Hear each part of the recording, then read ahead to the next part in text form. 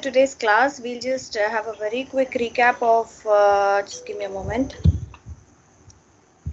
Sir, ನಾನು ಒಂದು 10 ಗಂಟೆಗೆ ಕಾಲ್ ಮಾಡಲ, ಕ್ಲಾಸ್ ನಡೀತಾ ಉಂಟು. ಹಾಂ, okay, I'm sorry.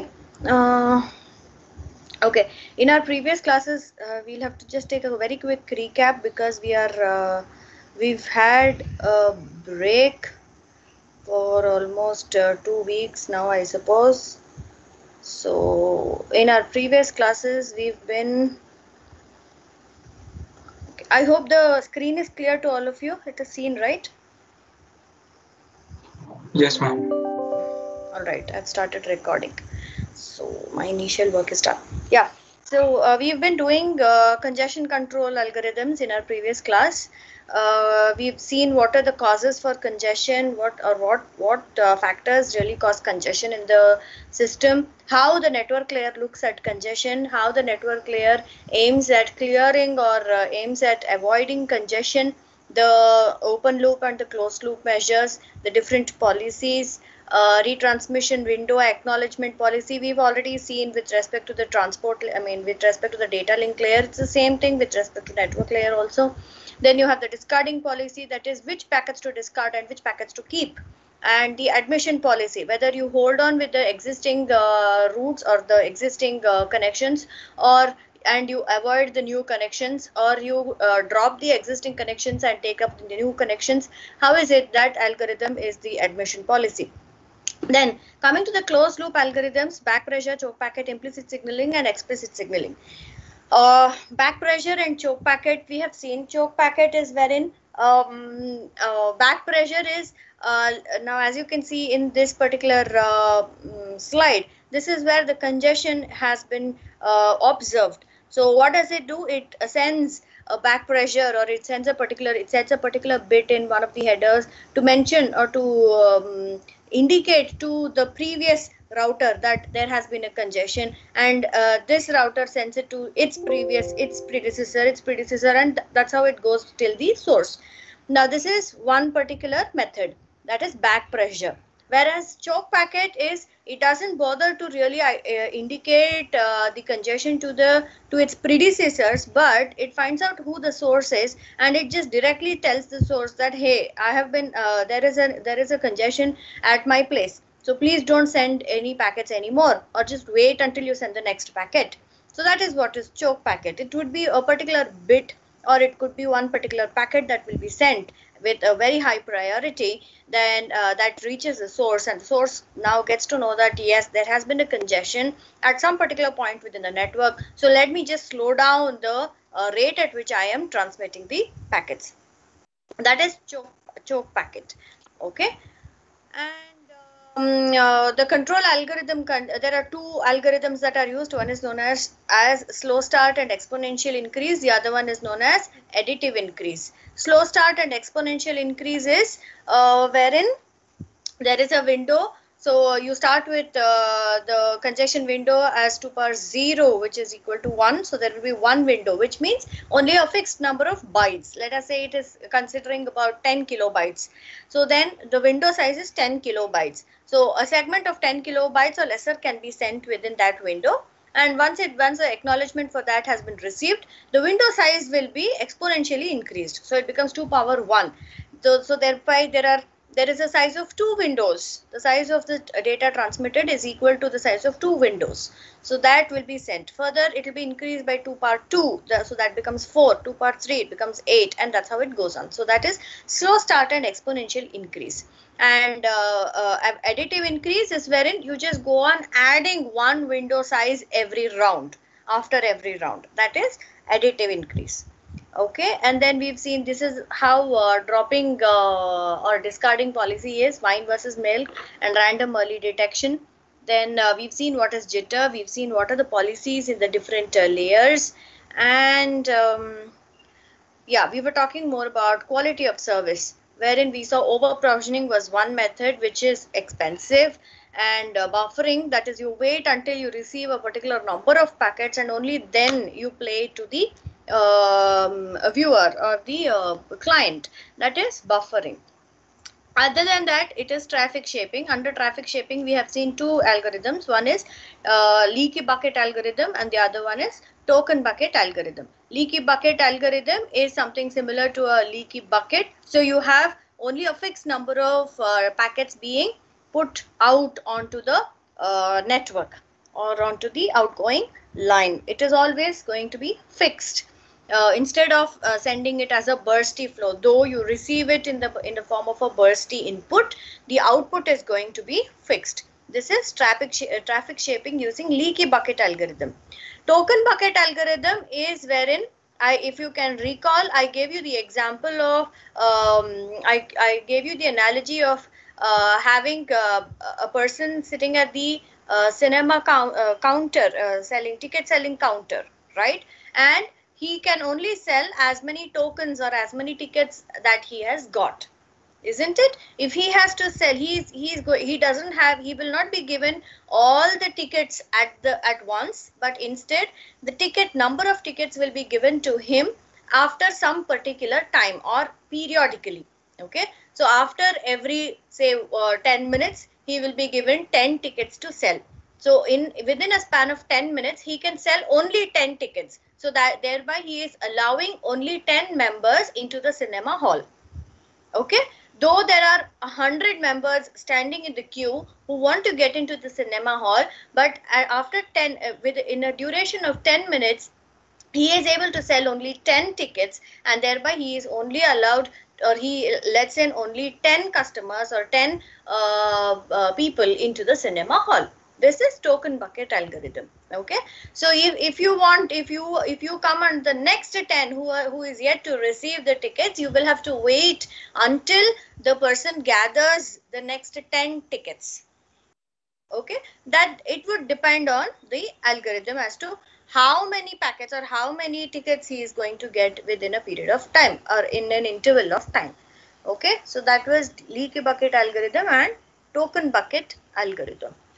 So the steps here are: a token would be added at every delta t time, and the bucket can hold at most some b number of tokens. Now, if a token arrives when a bucket is full, if there is a token that arrives when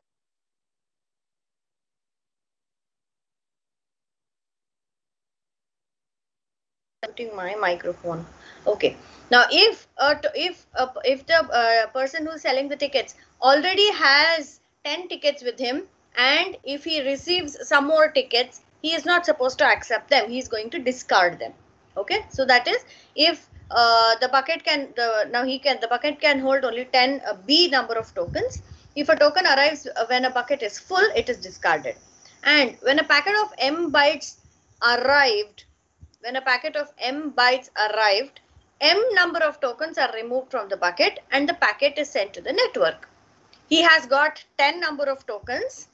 If 5 members are arriving at the counter to buy the tickets, he gives tickets to these 5 members and he holds the other 5 with him, isn't it? And these 5 members are they are sent into the cinema hall. So these m bytes are sent into the network. Now, if less than some n number of tokens are available, no tokens are removed from the bucket and the packet is considered to be non-conformant. That means he can sell, let us say there is some, in the case of bytes, if you look at data in case of bytes, there would be some minimum number of bytes that can be sent. Okay, if the minimum number of bytes that can be sent is say 100 kilobytes, but the packet that has arrived is much lesser than that, then the packet is called as non-conformant, because we expect that the packets that are arriving are definitely going to have some minimum number of bytes. Otherwise, it is going to cause an excessive overhead and the efficiency of the network comes down. Okay, the non-conformant packets may be enqueued for subsequent transmission when sufficient tokens have been accumulated in the bucket. Okay, just look at this problem. A computer on a 10 megabits per second network is regulated by a token bucket. The token bucket is filled at a rate of 2 megabits per second. So what does it say? The token bucket is filled at a rate of 2 megabits per second. So that means for every delta t time, 2 megabits per second, 2 Mbps, it is filled at a rate of 2 megabits per second. Now initially it is filled to the capacity of 16 megabits. So its actual capacity is 16 megabits. What is the maximum duration for which the computer can transmit at full 10 megabits per second? Okay. Now, how do you solve this? You are given that the tokens are added at a rate of some row bytes per second, which is 2 megabits per second. Okay. The tokens are added at a rate of 2 megabits per second. Right. Okay. Now, I did not show you this equation. Just look at this. This is the equation where S is the output burst length, C is the bucket capacity in bytes, rho is the token arriving rate, M uppercase M is the maximum output rate. Okay, so S is equal to C by M minus rho, where S is the output burst. What would be the length of the output packet is given by S. What would it be? It is going to be C, which is the bucket capacity, isn't it? Maximum bucket capacity divided by M minus rho, which is the maximum output rate minus the token arriving rate at which the token arrives. A very simple expression. Now that you have to apply to this problem, which is this one. Yeah. So what do we have? S is equal to C by M minus rho. Now what is C over here? S is what you have to find. You have to find what is the maximum duration for which the computer can transmit, right? So what do you, how do you find it out? S is equal to C by M minus rho. What is C? Capacity of the token bucket, which is 16 megabits, right? Initially it already has 16 megabits capacity. It consists of 16 megabits of tokens, and the tokens are arriving at a rate of 2 megabits per second. The maximum possible transmission by that particular line is 10 megabits per second. So what is the maximum burst time? It is 2 seconds. 16 divided by 10 minus 2. 16 mega divided by 10 mega minus 2 mega. So all the megas can get cancelled. So the time left is 2 seconds. This is how you solve such a problem. Okay. Next. Now look at this. MU here is say Manipal University. Now let this university network having a capacity of 1 megabit of data is arriving at a rate of 25 megabits per second for 40 milliseconds. So for 40 milliseconds, 1 megabit of data is arriving at a rate of 25 megabits per second, 25 Mbps. That is a rate, or that is a speed. Okay. The token arrival rate is 2 megabits per second. The token arrival rate, which is rho is equal to 2 megabits per second. And the capacity of the bucket is 500 kilobits. The capacity of the bucket is 500 kilobits with a maximum output rate of 25 megabits per second. Okay. So what is the capacity of the bucket? It is 500 kilobits. The input arrival rate or the token arrival rate is 2 megabits per second. And the maximum output rate is 25 megabits per second. First thing is you are asked to find out the burst length. How would you do it? It is C divided by M minus rho, isn't it? So C is equal to 500 kilo divided by M minus rho, which is 25 mega minus 2 mega. Okay. All that put together, you approximate it, so that time would be approximately equal to 22 milliseconds. Okay. Now, what is the next question? It is a total output time. It is the total output time. What does that mean? How much time does it take to put all this data onto the output line? Right. So what would it be? Now for 22 milliseconds, this is the time, isn't it? Approximately 22 milliseconds. For 22 milliseconds, that is 22 milliseconds is the output burst output burst time or duration. So for 22 milliseconds, the output rate was 25 megabits per second. Isn't it? The maximum output rate is 25 megabits per second. That is what we have taken. So for 22 milliseconds, the output rate was 25 megabits per second. And after that, what happens? What happens after that? Why maximum? When do you take this maximum output rate? As long as the capacity of the bucket is full. That is 500 kilobits. Until then, the maximum output rate is 25 megabits per second. And for this, that is the duration to empty this out is 22 milliseconds. Correct? After that, what happens? Tokens have to arrive. We don't have, the bucket does not have any tokens. So it has to gather the tokens. At what rate do they arrive? It is rho, that is 2 megabits per second. Right. So to send the next 500 kilobits of data, what would be the time taken? It would be 500 divided by 2000, that is 250 millisecond. Right, it is 250 millisecond. It is 2 Mbps, so it is 2 to the power 2 into 10 power 6. So that is what is considered here. 500 kilo divided by 2 mega, so 250 milliseconds. Okay, so what would be the total time? The total output time would be 22 milliseconds plus 250 milliseconds, which is 272 milliseconds.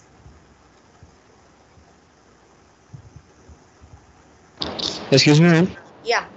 Ma'am, can you once again explain the significance of S here? What does S mean? S. You're asking about? Yes, ma'am. The S we are calculating. Yes, ma'am. See, S is nothing but it is the output burst length in seconds. How does it matter? Look at this. This is an example, right? Now here, the first one, the output of a token bucket with capacity. Okay, this is for different capacities. Now just look at this particular region. This is what is S.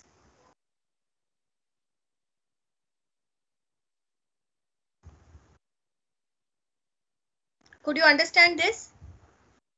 For how long are you sending each burst of data? That is S.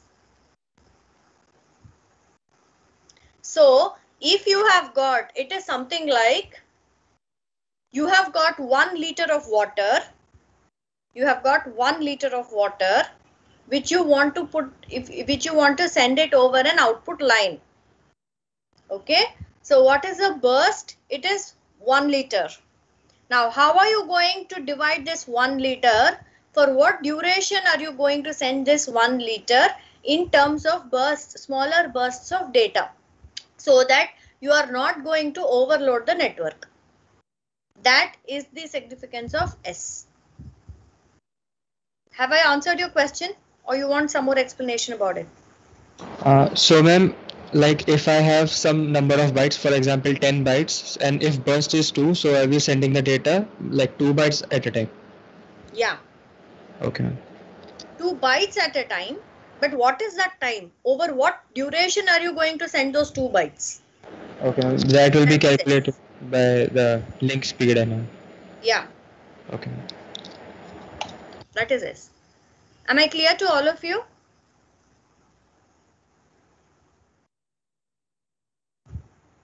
This example 2, this kind of problem is something that's important. So please make a note of it, okay? There's another example here, a computer on a 6 megabits per second. A computer on a 6 Mbps network is regulated by a token bucket. It is regulated by a token bucket. The token bucket is filled at a rate of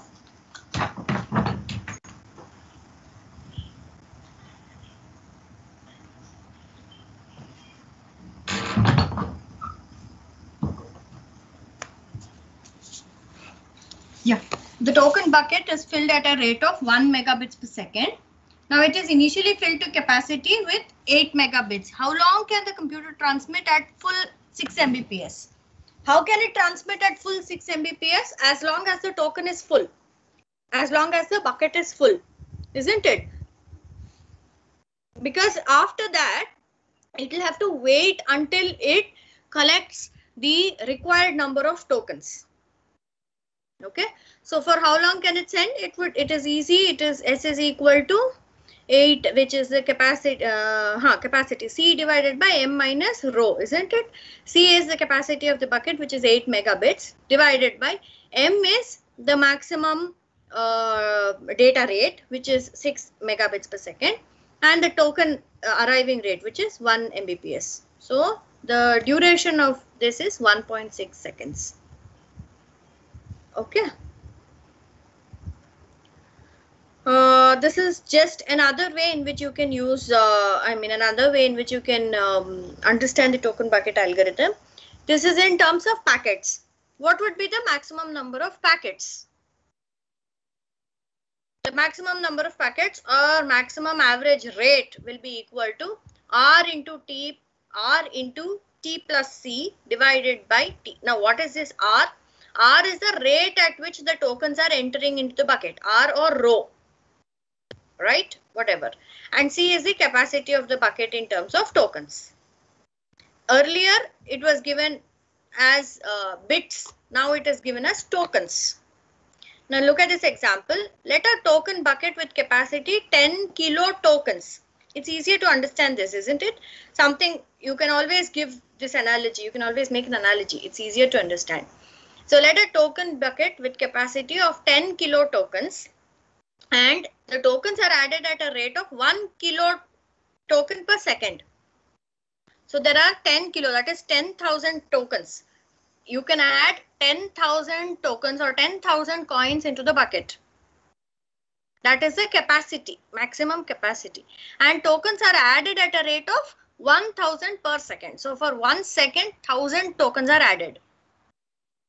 Okay, so how long does it take for the bucket to be filled? Can one of you answer?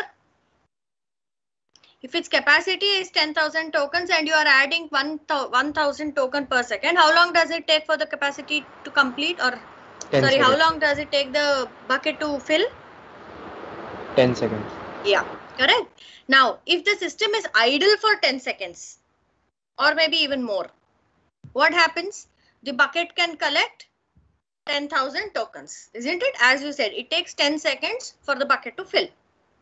Now, the bucket collects 10,000 tokens and becomes full, and additional tokens, obviously, they will be discarded. This is what we have already discussed. What is the maximum average rate? How do you use it? Rate, that is rate of tokens entering into the bucket. R, which will be equal to R into T plus C divided by T. Okay. Okay. So now Excuse this me, is ma'am. yeah. Can you go back to the previous slide? Hmm. Here, what exactly is T? What exactly is?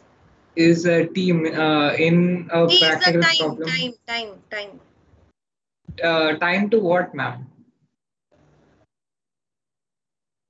Because T is a variable, right? So, for example, this problem we take, how would you figure out small t?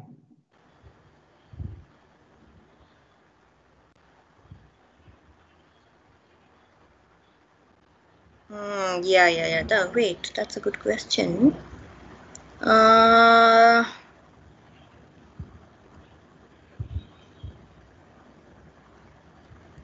Let me see if this is used anywhere else, so we'll understand. Just wait.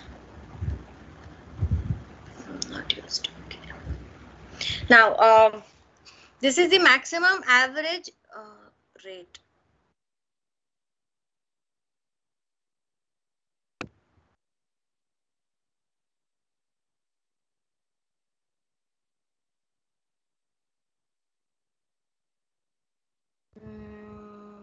The rate at which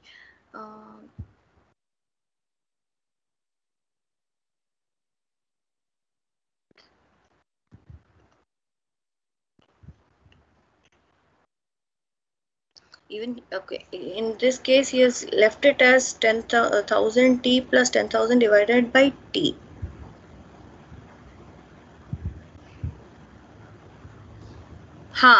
So okay, T would be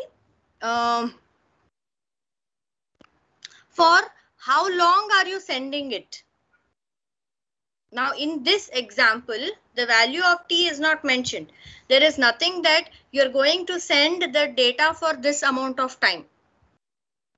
Okay, if that is given, you can substitute the value of T. Something like, in this case, it was given as, what is it? You found out the value of S. That is, you are sending this, the output time is going to be 272 milliseconds.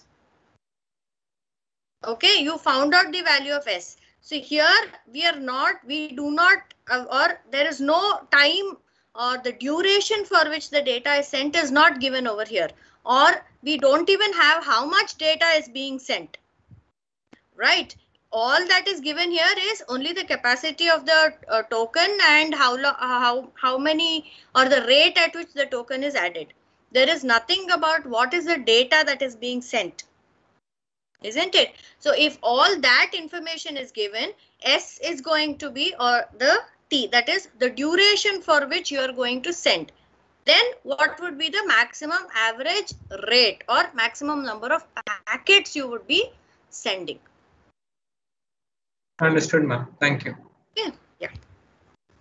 The difference here is, here in this particular expression, we are calculating data in terms of time, or we're telling this time for this duration, this is going to be the duration of the burst of data that I am sending. So I'm going to send data burst for 272 milliseconds. The data that I have got, I am going to divide this as 2, or I'm going to send this across 272 milliseconds. Here we are talking in terms of packets. As in this particular example, we do not know the duration for which the data is being sent. So if at all it is given, you can apply it over, you can just substitute that value over here and find out what would be the total, or what would be the maximum number of packets that you are transmitting. I hope I have cleared your doubt. Yes, ma'am. Okay. So let's move further. This is a difference between token bucket and leaky bucket. Token bucket is token dependent, whereas leaky bucket doesn't bother about number of tokens. If the bucket is full, the tokens are discarded, but the packets are not discarded. Packets will be kept in a queue until the tokens, the required number of tokens have been accommodated, or they have been collected. Okay. But in case of leaky bucket algorithm, once the bucket is full, the packet itself will be discarded. Now in token bucket, packets can be only transmitted when there are enough tokens, but in leaky bucket, they are just continuously transmitted at a particular rate. It doesn't bother, because it does not bother about anything like a token. Then in token bucket, it allows large bursts to be sent at a faster rate after that particular constant rate, and in the case of leaky bucket, the rate at which it sends is always constant. Token bucket saves token to send large bursts, whereas leaky bucket, it does not have anything called a token. Okay. Next, coming to the to another very important concept of network layer, which is IPv4 and IPv6. IPv6, we will be looking at only the header of IPv6. In fact, even IPv4, it is mostly about the header, but the addressing schemes are also looked into. Okay, you all, I'm sure, as communication engineers, you all have definitely come across this one or the other time. IPv4 is IP is nothing but internet protocol, TCP/IP protocol stack, or TCP/IP protocol. That combination is nothing but TCP is transmission control protocol, that from the transport layer, and IP is nothing but internet protocol, which is with respect to the network layer. Now IP, it started with version 1, 2, 3 also. They were available, but they were not really used for a long time. But IPv4 has been around with us for more than a few decades. Okay, but of course, today all the systems, all the new systems that are being manufactured are being equipped for IPv6. Okay, but since we still do have systems that are connected to the network which are not really compatible with IPv6 because they're the old ones, they still do have IPv4 addressing. So today the world is transitioning. If you look at the literature, you will definitely see this line. It says today the world is transitioning from IPv4 to IPv6. What is the major advantage, or why is this shift happening? Because of the numerous, or because the number of systems that are getting connected, the number of equipments or the number of entities that are getting connected into the network are growing exponentially, right? So that is why thereby we require more and more number of addresses, because each network element would require an address to be given to it. So thereby IPv4 addresses are exhaustive. They're already exhausted. So therefore the world is shifting to the IPv6 scheme of addressing. Version 6. IPv4 is version 4, IP version 4, and IPv6 is IP version 6. Now, how is it that we decide, how do we come to know what are the total number of addresses? That is what we will be looking at in this particular unit. Okay. Now, IPv4 is 32 bits long. So if at all you have come across this, if I had a chalk and a board, it would be very easy for me to explain this. But anyway, please note, or please try to understand what I'm really looking at. Okay. Now, just look at this, what I've highlighted. It's 128.11.3.31. You might have come across addresses like this, right? 192.168.1.1, something like that. This is nothing but IP addresses. It is 32 bits long. It is 32 bits long. How do you say? How do you say it is 32 bit? Altogether, it is 32 bits. Okay, 8, 8, 8, and 8. A combination of 8 bits each. So altogether, it gives us 32 bits. Now, with 8 as each, that is each component of the dotted decimal IPv4. This is known as a dotted decimal format. This is a dotted decimal format. Now look at this. Each number here corresponds to 8 bits in binary. Okay, in binary, each number is 8 bits in length, and in decimal, it is called as dotted decimal format. Okay, so with 8 bits to represent each component of the IPv4 address, what is the maximum value it can go up to? It could be all zeros to all ones, isn't it? I'm sure you'll agree. It starts with all zeros, all 32 bits as zeros, to all the 32 bits as ones. What would be the addresses then? 0.0.0.0 to what number? Can one of you unmute your microphones and tell me? It starts from 0.0.0.0 to which number? Now it will be 255.255.255.255. Very good. Correct. It is 255.255.255.255 because it is 2 power 0. Oh, sorry, it is 0 to, yeah, 2 power 0 is 0. 0 to 2 power 8. 2 power 8 is 256. So 256 would be the total number of values that you have. So you start from 0 to 255. It gives us a total of 256 values. Okay. Now, what would be the total address space in case of IPv4? 32 bits long. So if I go on providing one value or one IP address to each customer, how many customers can I have? 2 power 32, whose value is this.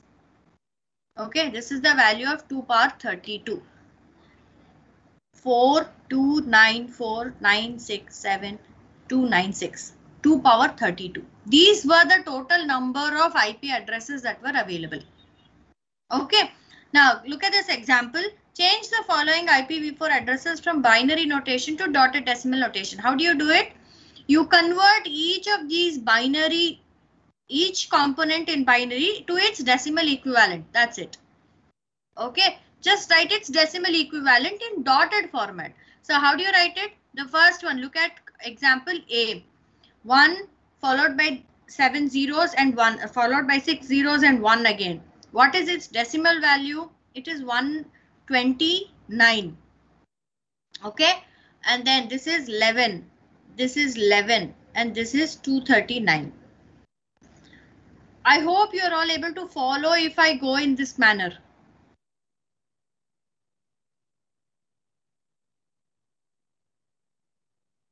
Can one of you answer? Yes, ma'am, it's clear.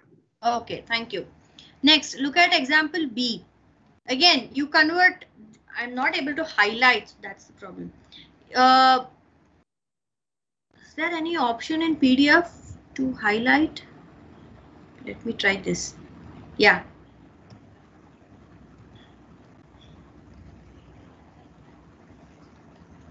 No, it doesn't work.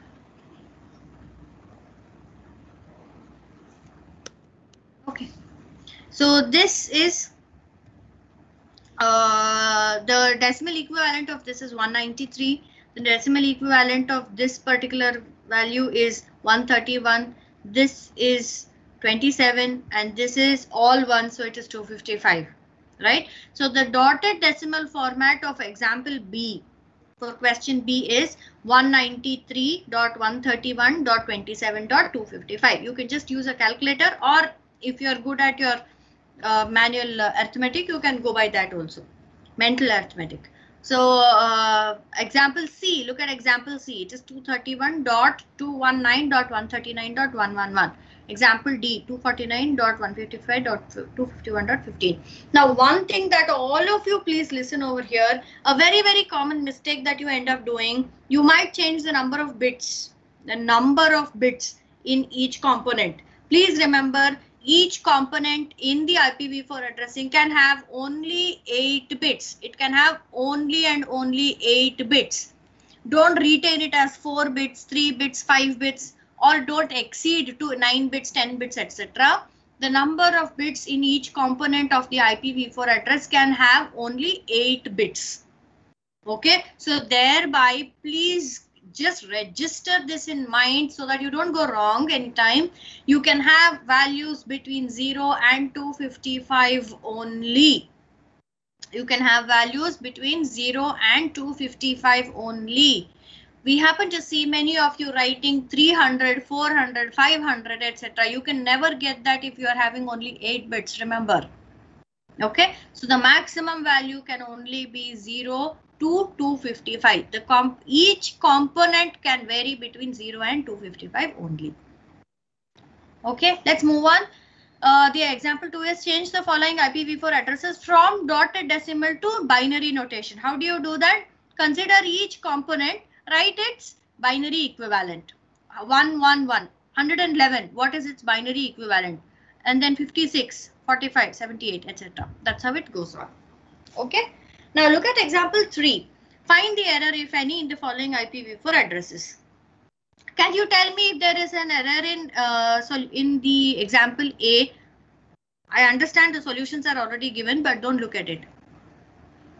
In problem A, what is the error? Is there any error? Look at this. It is 045. An IP address cannot have such values.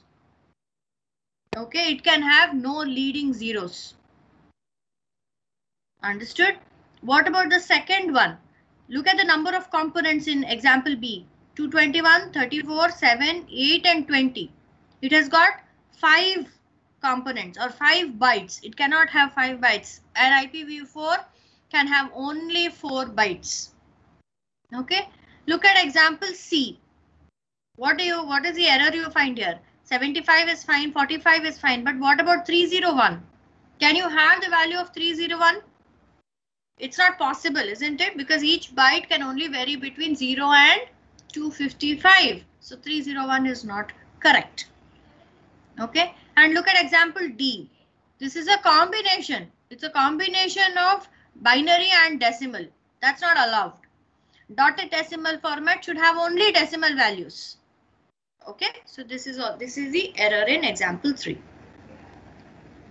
Now let us look at how this addressing is done. First, we will look at classful addressing, which was what was used earlier, initial stages of initially in IPv4, unless there was a big leap in the networking industry. Before that, it was classful addressing. Nowadays, IPv4 is completely classless addressing.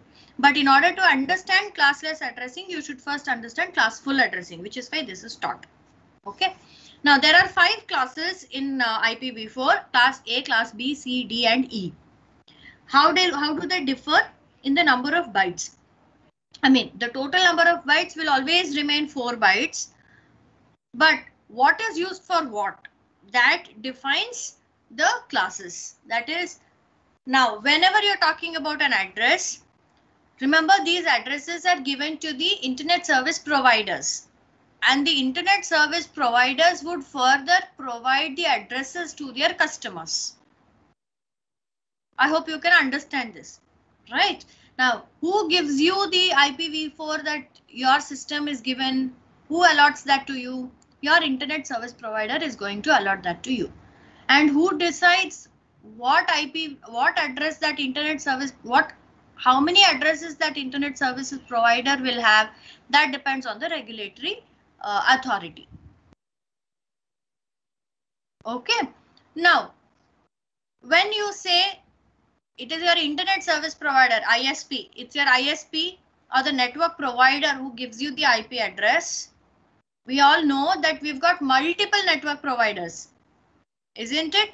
Network is given to you, or you're connected to you may be connected to multiple networks. It is possible. That is, you are subscribed to multiple networks. Then how do you know which IP address belongs to which network? Okay, so therefore you have got 2 components in the IP address. One part is known as the host ID, the other part is known as the network ID. Okay, one part is known as host ID, the other part is known as the network ID.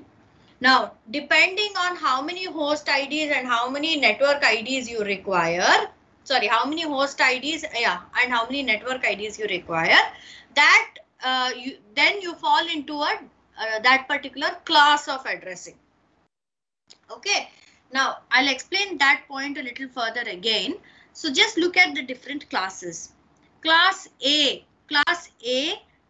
always starts with the first bit as 0. Class A, the first bit is always 0. So what would the values go up to? Since the first bit is always 0, you have only the remaining 7 bits that you can vary. In the first byte, look at, I am talking about this particular figure. And class A, the first byte, the first bit of the first byte will only be 0. You cannot vary it to 1. You cannot change it to 1. So what is it that you can vary here? It is the remaining 7 bits. So with the remaining 7 bits, to what value will you have? You can have 0 to 2 power 7, which is 127.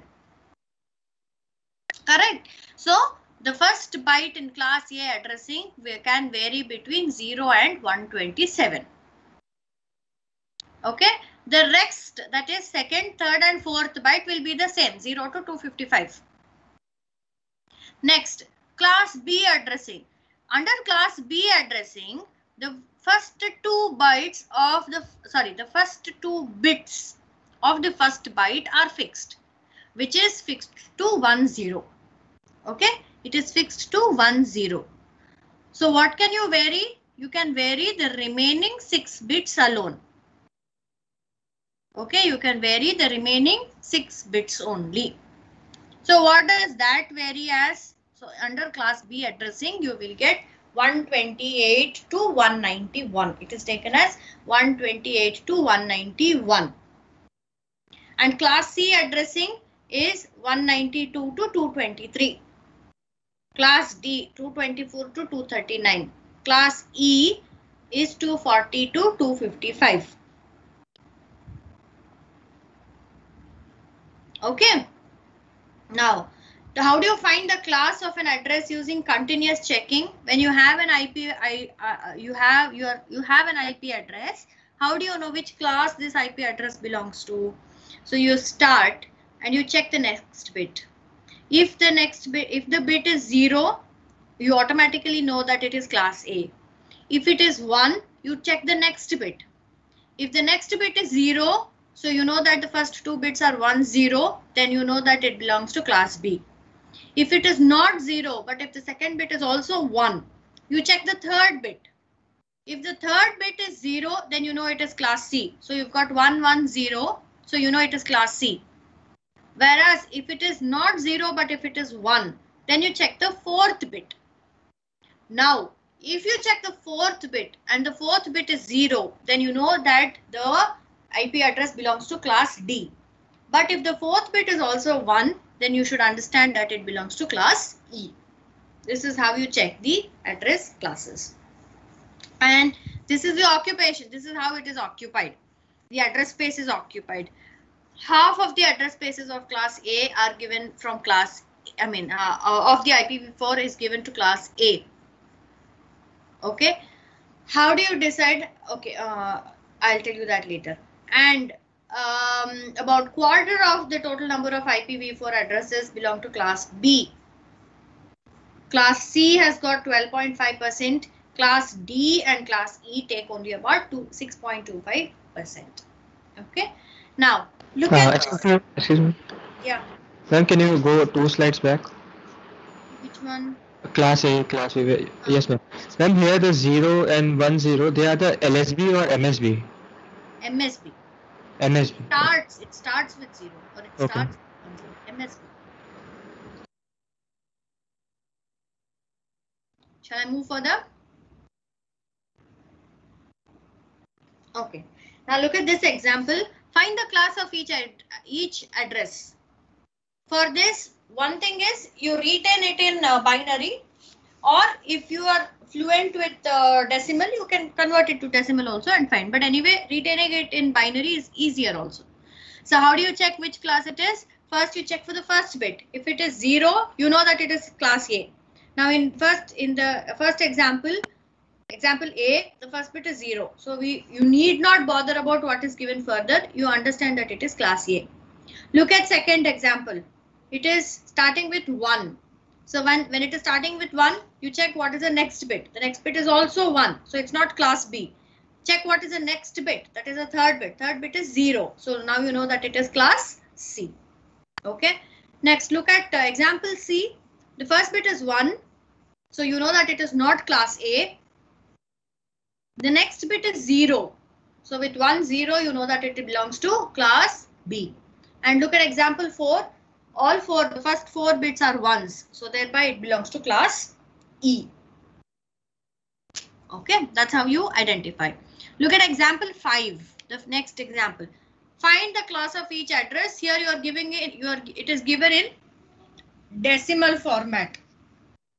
Now the first byte is 227 over here. So therefore you should understand that it is class D. In example B, it is 193. So 192 to 223 is class C. The third example, it is 14. 14, it is between 0 and 127. So it is class A. And the last one is 252, which is between 240 and 252, which is, it is 240 and 255. So it is class E. Now find the class of each address again. It's again similar to the previous example. You can just go through. Now this is what I was talking about with respect to net ID and host ID, network ID and host ID. Network ID is meant for identifying the network itself. Yes, network service provider. He should have, the network service provider itself will have a network ID, isn't it? So that is given by the net ID. And you as a client, to the network that you have subscribed or to the network that you are connected to, you will also have a different ID, which is the host ID. The ID that is given to the system or to your networking equipment or to a networking element That is known as the host ID. And the ID that is given to the network service provider is known as net ID. Okay. Now you look at the IDs for classful addressing. In class A, the network ID is given as 1 byte. So that means what? 2 power 8. 256 network service providers can be there. 256 network service providers. But for these 256 networks, for each of these, understand this carefully, for each of these 256 network service providers, how many hosts can each provider have? How many hosts can each provider have? Can you answer? 2 raised to the power 24. Yes, correct. Each network service provider can have 2 power 24 hosts. Okay. So when you are going in for, I mean, this was the case earlier, of course, but if the network service provider would be given the class of address depending on how many clients he is expecting or how many customers he is expecting. Look at class B, it is 50%, 2 power 16 network IDs, and each of these 2 power 16 networks can have 2 power 16 customers, hosts. Look at class C, and this is the reason. Look at the number of hosts each network provider can have in a class A address. It's huge. It is 2 power 24. In class B, it's reduced. In class C can hold 2 power 24 number of network service providers, network IDs. Class C can have 2 power 24 network IDs, and each of these 2 power 24 network IDs can have only 2 power 8 clients each. Did you understand this? Class D is used for multicast addressing. That is when you want to send to all the clients of your network. And class E was never used. It was said it was used. It would be kept for future use. Okay. Moving further. Yeah, it's the same thing that was that we have discussed. Look at the number of blocks. Now, each of 256, isn't it? How many did we talk about? In the first case, it is 2 power. Here it is not 256. It is 0 to 127, isn't it? The first bit is always 0. So it's only 127, not 256. So 128 blocks of data. Sorry, 128 blocks of network IDs or 128 network IDs. And each network ID was given 2 power 24 addresses. Whether, if at all, each network really made use of this huge number of addresses, it would be fine. But otherwise, what happened was most of the addresses in class A were wasted because each network provider did not really have these many number of customers or clients. Whereas class B, under class B, in class B addressing, it is 50%, isn't it? 50% each. That is, what is that? 2 power 20, no, 2 power 8 plus 8, 2 power 16. 2 power 16 net ID and 2 power 16 host IDs. Again, so many were wasted when they were not allocated. Similarly in class C. But in class C addressing, you look at class C addressing, host ID is only 256. Right? So it can be this kind of network, this kind of class C addressing can be used for networks that have got only 256 clients. but most of the time it was not so, because so therefore not many since not many organizations were as small to have just 256 clients. Again, this was also not very useful. In class D, of course, it was used for multicasting. Okay, so again, this is the same thing. The number of blocks in class A is 128. Block size is this much, and class B and class C. This is a comparison. But again, most of them, why do we say that they were wasted? Because if an IP address is not allocated and someone who really requires an IP address is not given, somewhere it is wasted, somewhere it is not available. So that's why we say it is wasted. Okay, now this is, now how do you find out? How do you find out what is the net ID and what is the host ID? Now the range of addresses allocated to an organization in classful addressing is nothing but a block of addresses in class A, B or C. So you need not bother about D and E because class D is for multicasting and class E is not used. So only you have got 3 classes A, B and C. Okay, in class A, the first 8 bits gives you the net ID. In class B, the first 16 bits gives you the net ID. In class C, the first 24 bits gives you the net ID. 32 minus n. Why 32 minus n? Because the entire IP address is 32 bits long minus n bits meant for net ID will give you the host ID. Okay, this is again, it's the same thing. Now, again, mask is nothing but to mask the network or the net ID to find out what is the host ID. In order to do that, you use this mask. You might have come across this as subnet masking. You might have entered the subnet mask when you are giving the internet, IPv4 options. Now, in this slide does not show you subnet mask, but it is a network mask. What does it show? The first 8 bits. So it is 255. Now, if you and how do you use this mask is, okay, I'll tell you when it comes to subnet. Is it given here? It's given here. You have to AND with the default mask. Now look at this. This is the address given, destination address, and this is the default mask, which is for class A.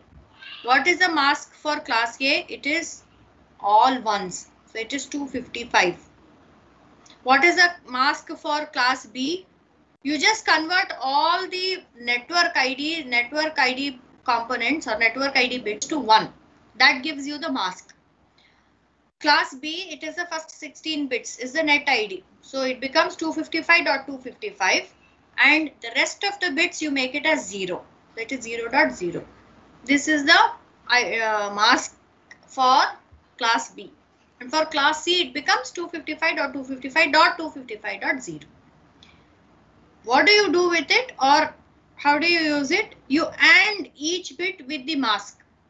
You AND each component of the destination address with the default mask. So that gives you the actual network address. When you AND it with the default mask, it actually gives you the network address. Okay. Next, look at this. Things from now on become very important part of this. For more marks, or questions that carry more marks. An address in a block is given as 73.22.17.25. Find the number of addresses in the block, the first address and the last address. Excuse me, ma'am. Yeah. Can you go back to the previous slide, please? No, before this, where we had the tables. Yeah. Can you tell me the full form of CIDR?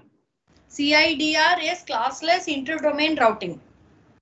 Okay. Classless interdomain routing. What we are concentrating now is classful routing, right? Classful addressing. Classless addressing is also known as classless interdomain routing. That we will see as the next part of this. Got it, ma'am. Thank you. Yeah.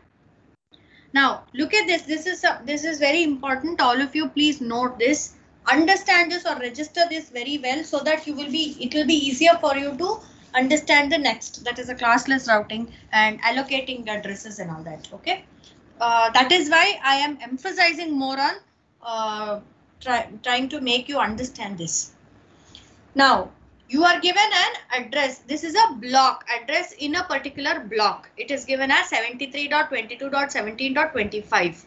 You are asked to find the number of addresses in the block, the first address and the last address.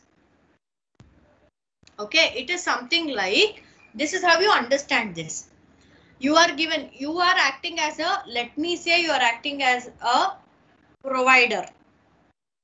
I give you this particular address. This is the block I am giving to you. You have to further you have to further distribute this among your clients. Okay, so for that, first thing you should know is what will be the total number of clients you can give this to, and what will be the first address and what will be the last address. Have I made the question clear to you? Yes, ma'am. Okay, now, so first thing is you find out the number of addresses in the block. What is the number of addresses in the block? It is uppercase N.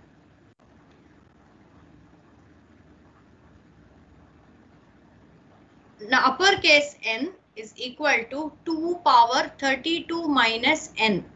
Can you tell me how you are getting this?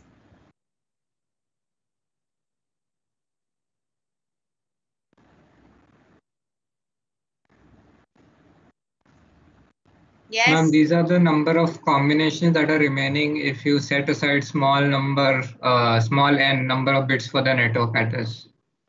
Correct. Correct. Okay. So in this case, what is the small n over here? What is the lowercase n? What is the value? It is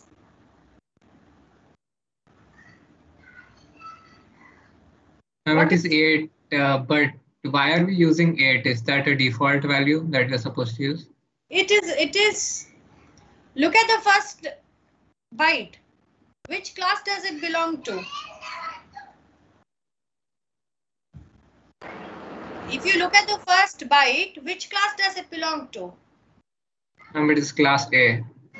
So in class A, what is the value of lowercase n? Host ID. It will be 8, ma'am. Got it. It is 8, isn't it? So therefore, here it is taken as 8.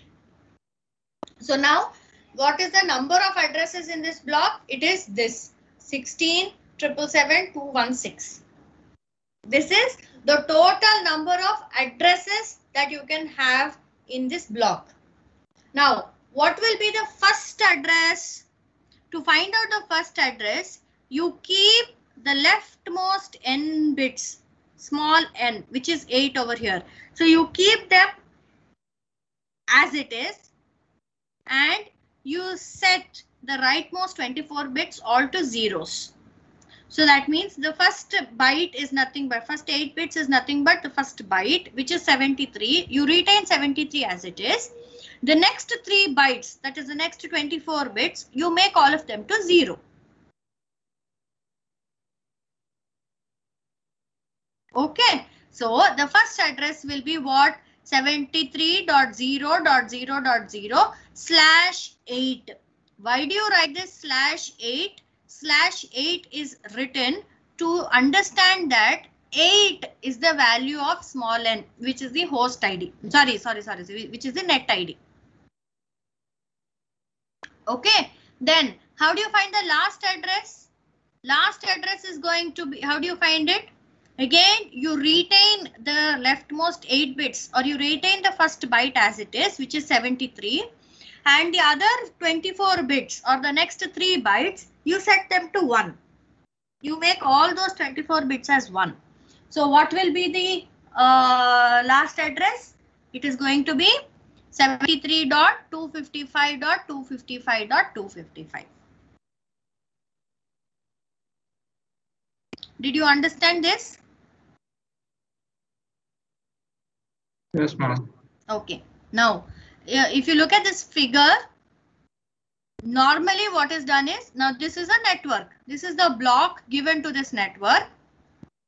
Usually all zeros, that is, now if though we call this as first address as 73.0.0.0/8, normally this 0.0.0 is not allocated to any system. So therefore it would be starting from 73.0.0.1. Next system would be 73.0.0.2, 3, 4, 5, 6, 7, 8, 9 up to 254. Okay. Next, after it becomes, after you cross, now what would be the next one? Can you tell me? I have allocated from 73.0.0.1 to 73.0.0.255. What would be the next ID? Ma'am, it will be 73.0.1.0. Correct. The next ID will be 73.0.1.0. Okay. So again, that will go on up to what is that? 73.1. 73.0.1.0, 1.1, 1.2, 1.3 up to 255, and then it becomes 73.0.2.0 to 255. So like that, the second bit will also vary from, so second byte will vary from 0 to 255. Once that is done, you come to the third bit. Third bit will again vary from 0 to 255. That is how you are going to get this particular number 16,777,216. I hope all of you have understood this slide. If you still have any doubts or if you want me to do it again, I will do it. Please let me know, because without this you will not be able to understand classless addressing.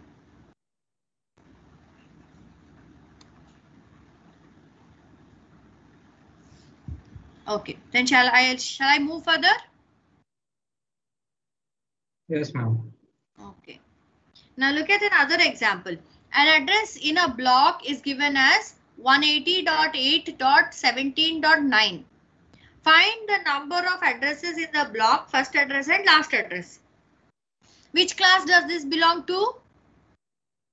Class B, ma'am. Yes, it belongs to class B because the first byte here is 180. So it belongs to class B. Right, now class B. So therefore number of host IDs and network IDs you should know. Class B, it is 50-50. Right. So the first 2 bytes, that is the first 16 bits is meant for net ID. The next 16 bits is meant for host ID. So what is the value of small letter n or the lowercase n? It is 16. Right. Then what is the total number of addresses? It is 2 power 16, which is nothing but 65,536. The total number of addresses in this can be 65,536. What will be the first address? To find out the first address, you keep the leftmost 16 bits. Why 16 bits here? Because it is class B addressing, and we know that the first 16 bits are meant for network ID. So you keep them as it is. The host IDs, that is the next 16 bits or the next 2 bytes, you vary from 0 to all zeros to all ones.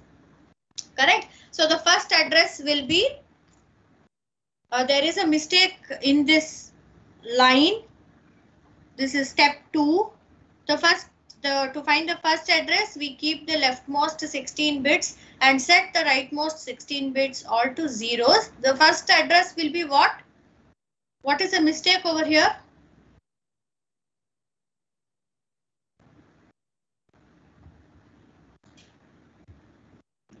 What is the mistake in this case? Ma'am, the first address will be 180.8.0.1. Okay, that is fine. But here it is given as 18.8. Another thing that you should remember is you're not supposed to call it as a point. It is supposed to be called, the nomenclature is dot. So it is called 180.8.0.0. That is a mistake. There is an error over here. Please check that. The first address is 180.8.0.0/16. And what would be the last address? It will be 180.8.255.255. Okay, again remember .0.0 is not given, it is a network address, and .255.255 it is taken as a special case. Normally it is not allocated to any system. Okay, so what would be, how would the addresses be allocated now? It starts with 180.8.0.1. So it goes up to 180.8.0.256. Sorry, 255. The next address will be 180.8.1.0, 1.1, 1.2, 1.3 up to 1.255. Then 2.0 to 2.255, 3.0 to 3.255, 4.0 to 4.255. Like that, it goes up to 255.0 to 255.255. Did you understand that? Did you understand how you get it? Yes, ma'am. Okay. Now this is another example. Figure shows a network using class B addresses before subnetting. We have just one network with almost 2^16 hosts. There is only one network. It has got 2^16 hosts. The whole network is connected through one single connection to one of the routers in the internet. Note that we have shown /16 to show the strength of the net ID. So this is just an example to understand how class B addressing is given. Okay. So what is happening here? The network is 141.14.0.0/16. Okay. Now what can be done over here is, what is the ID given? It is one. It's starting from 141.14.0.1 up to, it goes up to 141.14.255.254. That is 2^16 hosts. Now in this example, all the 2^16 hosts, 2^16 is nothing but 65,000 something, right? All these 65,000 and odd hosts are all connected to one particular switch alone, and this switch is directly connected to only one router. You can imagine what would be the state of the switch, isn't it? With all the 65,000 lines connected to one particular switch and this switch connected to the router, what would be the amount of congestion or what would be the overload that might be happen or that might be caused at the switch? So what is the alternative to this? What can be done? Instead of connecting all the 65,000 hosts to one thing, I can divide it, isn't it?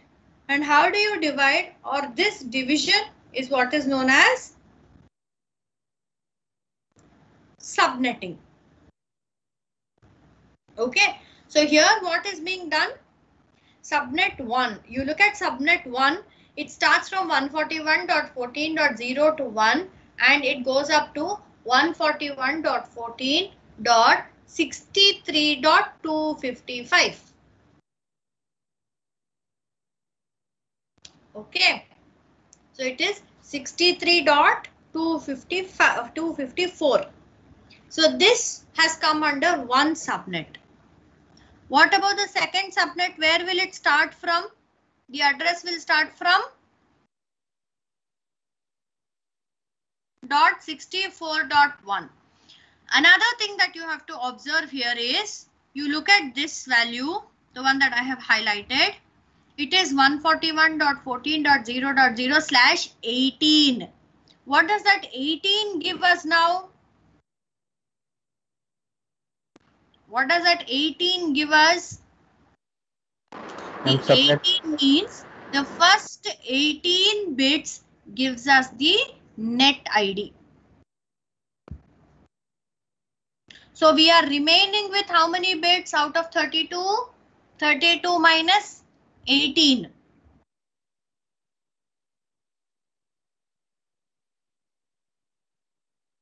Isn't it? 32 minus 18 bits. Sorry, 32 minus 18. Only that many bits are giving us the host IDs. So that is why in this case it has stopped at 141.14.63.254. This is how we are subnetting. Okay. Now look at the second subnet. Second subnet, the first address starts from 141.14.64.1. Why 64? Because the last address in the first subnet was 63.254. What would be the next ID? .255 is not given to any system. So therefore it starts with 64.1 and this goes on to 64.1 from 64.1 to 127.254. Again it is /18. Okay, so what would be the subnet ID of this particular subnet? It is 141.14.64.0/18. I expect all of you, or I suggest that you all write down these values and practice so that you will be fluent when you are doing it further. It will be easier for you. Because if you don't do that, you will not understand where these values came up from. Okay, so please write down and practice them. Now you look at the third subnet. It is 128.1 to 191.254 and the fourth subnet is 223. 192.1 to 255.254.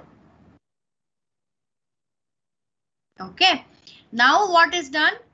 Each of these subnet, all the systems in each subnet are connected to one switch. So now we have divided this into 4 subnets. So these 4 subnets are connected to a router which is within the network, and this is finally connected to an external internet router. Now what should you further understand from this is that all the packets that are sent out from this router, from the site router to the internet router, all the packets that are sent from the site router into the internet will carry the same network ID as 141.14.0.0/16. The network ID will be the same /16. After they come into if they are incoming, after they come into the site router will further know to which subnet the final destination belongs to, and this is going to forward it to the appropriate switch. That is how this subnetting is done.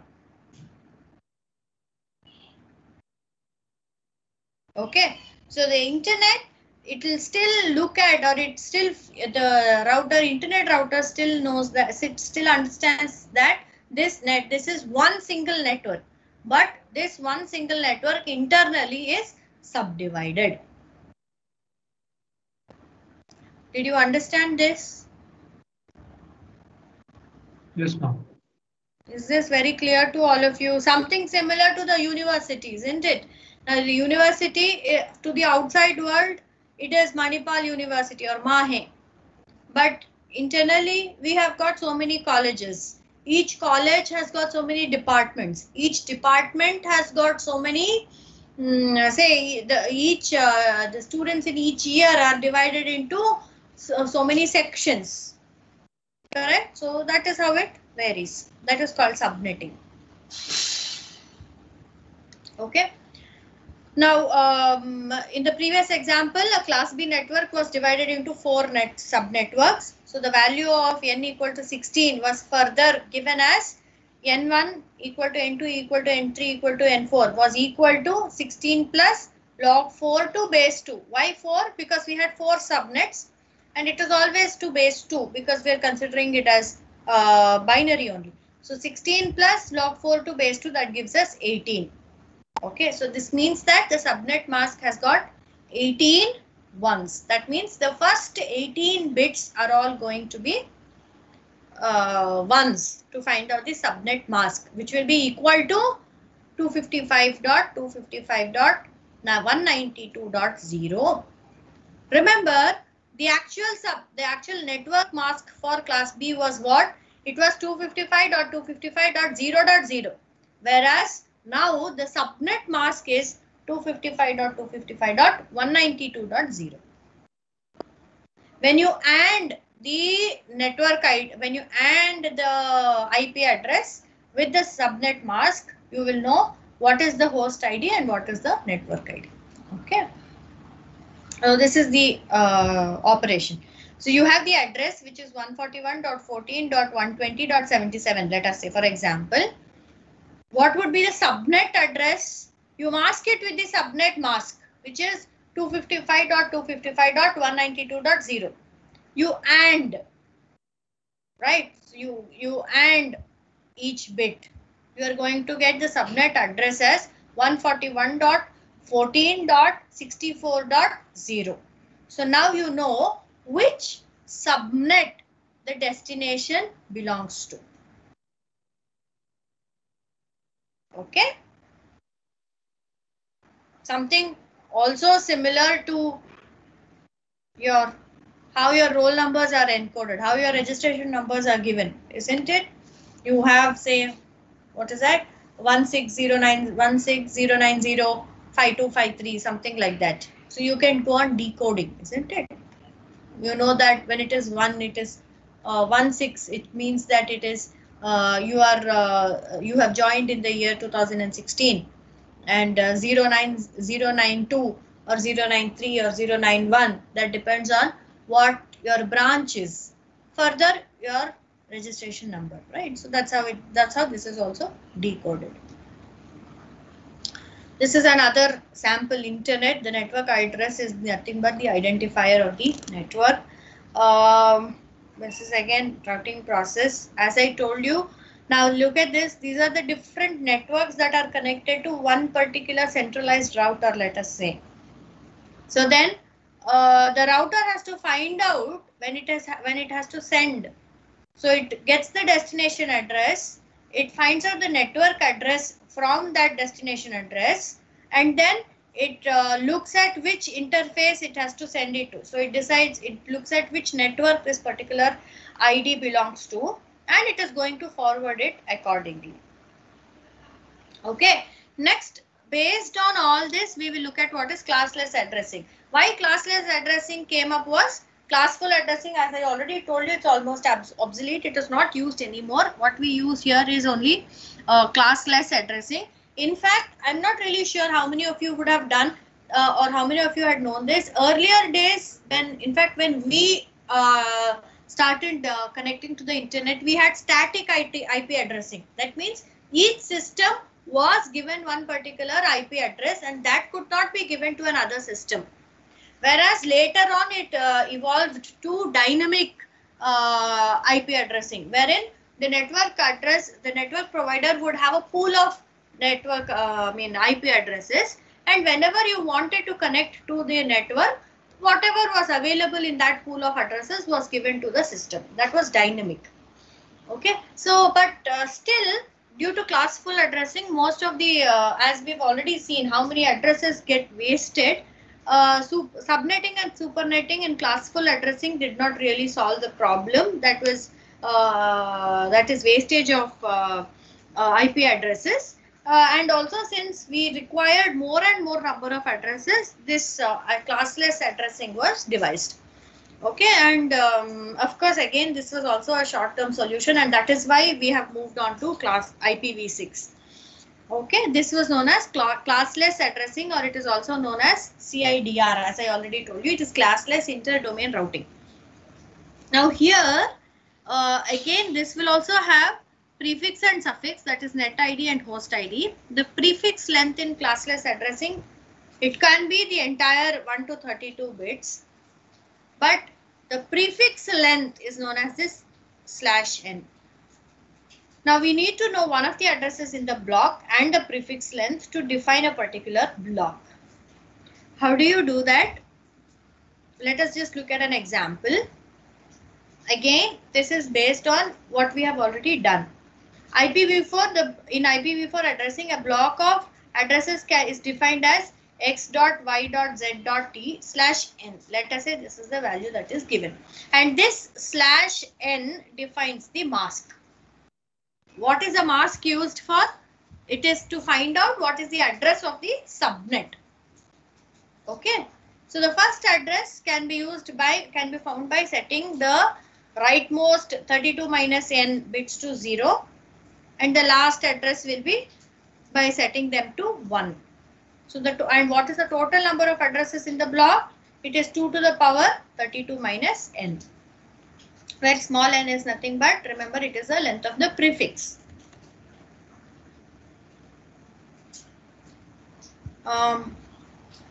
Okay, now look at this example. A block of addresses is granted to MIT, and we know that one of the addresses 205.16.37.39/28. Okay, here you need not worry about whether it is class A, class B, class C, class C and all that, because we are not at all talking about any of the classes. We are talking about classless addressing. So you need not worry about it. This /n value gives you the prefix length. Ma'am? Yeah. Ma'am, we actually got 2 questions from these topics. This I have already. You are talking about you're talking about the midterm in semester test, right? Midterm test. Is that what you're asking for? No, ma'am. What I'm saying is that we are learning this now, but we already got the questions in the mid-sem paper, which in which they had said that the syllabus was only up till hierarchical routing. So yeah, that I understand that. I have already spoken about that. It will be resolved. You need not worry. It will be evaluated accordingly. Okay. We understand. I've already spoken to RD sir, and it will be addressed. okay, thank you. Yeah. Okay. Let's not get distracted. If you have any doubts pertaining to this, then you may raise. Otherwise, please refrain from raising other doubts. Okay. Now look at this. Yeah. A lot of us have our PEs now, and we need to leave in time for the classes because a lot of us have non-Coursera PEs that are still going on. What is it? A lot of us have our PE classes now, and we What need class? to leave. What class? Program elective classes, ma'am. Huh. And so we need to leave now because the meetings have already started. Oh, wait. What is the time? Okay, it's already 10 o'clock. Fine. I understand. Thank you, ma'am. Somehow I had 10:30 in my mind. I don't know why I fixed it at 10:30. Okay, fine. Classless addressing we shall do in the next class. No problem. All of you just wait for 1 minute so that I just download the attendance and then we shall stop over here. Okay. I'm sorry for taking some extra time.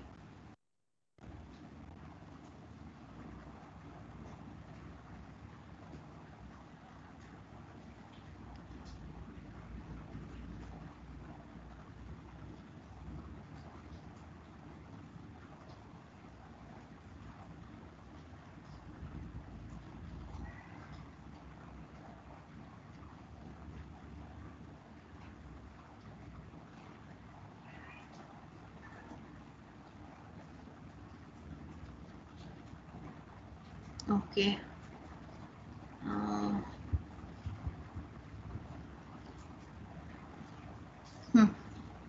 Okay, all of you may all leave.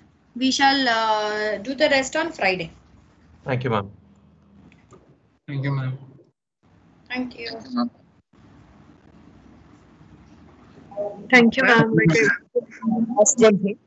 Ma'am, I emailed you regarding the one query of mini project. So, ma'am, I haven't received any reply yet. Ma'am, can you please check this mail once? If you can tell me right now, I will clear it off right now itself. Ma'am, like it is a quite descriptive query, so I have emailed it to you. So I will look at it. okay, thank you, ma'am. Yeah.